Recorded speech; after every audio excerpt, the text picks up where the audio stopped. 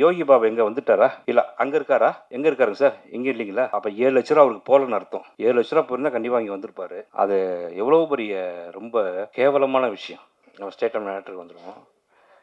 EFX பண்ணினாங்க சாதனைகள், பயங்கர பிரம்மாண்ட ஃபைட் மாஸ்டர்ஸ் எல்லாரும் பற்றி எல்லாம் சொன்னாங்க. ஒரு இயக்குனர் மட்டும்தான் ஒரு சீனையும் ஒரு ஃபைட்டையும் கம்போஸ் பண்ண முடியும். அவர் பண்ணினது தானே இது எல்லாமே. ஒரு வெற்றி அவருக்கு மட்டுமே சேரும். ஒரு தோல்வியும் நாளைக்கு காலையில் அது படம் தோல்வினா அவர் என்ன கழுவி ஊற்றுவீங்க?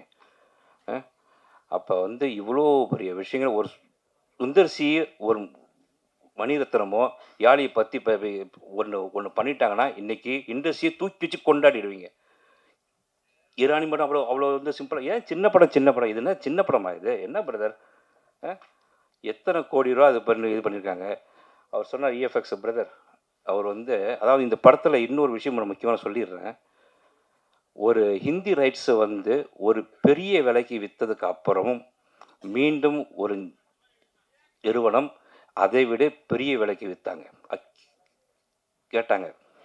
அந்த அக்ரிமெண்ட்டை கேன்சல் பண்ணி அவங்களுக்கு ஒரு பெரிய தொகையை லாபமாக கொடுத்துட்டு மீண்டும் அந்த நிறுவனத்துக்கு 1 கோடி ரூபாய்க்கு மேலே அதிகமாக அது வந்துச்சு. அதை வந்தோடனே நான் சொன்னேன், பிரதர் சூப்பராக ஆகிட்டீங்க பிரதர், வரல பிரதர்ன்ட்டு. நான் சொன்னதுக்கு அப்புறம் அவர் என்ன பண்ணார் தெரியுங்களா? அப்போ தான் அந்த பாம்பு வந்தது. இந்த பணம் அவர் கையில் இருந்துச்சுன்னா பாம்பு வரும், யாழி வரும், சிங்கம் வரும், புலி வரும், எல்லாம் வரும். பணம் இல்லைன்னா அப்படியே கம்முன்னு இருப்பார். பணம் அதாவது அவர் மாதிரி ஒரு தயாரிப்பாளர், ஒரு இயக்குனர் நீங்கள் யாருமே இந்த இண்டஸ்ட்ரி பார்க்க முடியாது. தயவுசெய்து ஊட நண்பர்கள் அனைவரும் இவரை எந்த அளவு நீங்கள் எல்லோரும் ஃபோக்கஸ் பண்ணுங்கள். இந்த படம் ரிலீஸ்க்கு அப்புறம் மிகப்பெரிய இயக்குனர் அவர், அதில் எந்த மாற்ற கருத்தும் கிடையாது. ஏன்னா வந்து இன்றைக்கி வந்து இயக்குநர்கள் பஞ்சம், நடிகர்கள் பஞ்சம், தயாரிப்பாளர்கள் பஞ்சம், விநியோகஸ்தர் பஞ்சம். இந்த படத்தை திருமலை நண்பர் இவ்வளோ பெரிய தொகையை அவர் செலவு பண்ணி ஓன் ரிஸ்கில் அவர் பண்ணுறாருங்க. அப்போ அதுக்கான கண்டென்ட் இல்லாமல் அவர் பண்ணிவிடுவாரா? அவர் ஆஃபீஸ்க்கு 50 படம் வருது, எல்லா படத்தையும் அவர் பண்ணிடுவாருங்களா? இந்த படத்து மேலே அவ்வளோ ஒரு நம்பிக்கை, அவ்வளோ ஒரு விஷயங்கள் இருக்குது. ஏதாவது அடுத்து இந்த படம் வந்து நீங்கள் ஒரு ஈரானி படம், ஒரு ஃப்ரெஞ்சு படம் எல்லாமே வந்து ரொம்ப கம்ஃபர்டபுளாக எடுக்கிறாங்க. அது வந்து உலகம் பூரா பேசப்படுதுன்னா கஜானாவும் பேசப்பட வேண்டிய படம். அதில் எந்த மாற்ற கருத்தும் கிடையாது.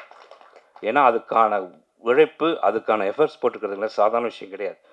என்ன நீங்கள் வந்து டெக்னிக்கலாக வந்து எவ்வளோ நீங்கள் வந்திருந்தாலும் அதை வேலை வாங்கக்கூடிய திறமையும் ஆற்றலும் யாருக்கு இருக்குது? ஒரு இயக்குநர்கள் தான் இருக்குது.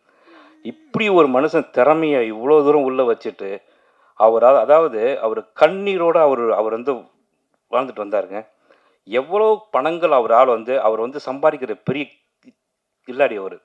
ஆனால் சம்பாதித்த பணத்தை ஃபுல்லாகவே இது உள்ள தான் வர்றாரு.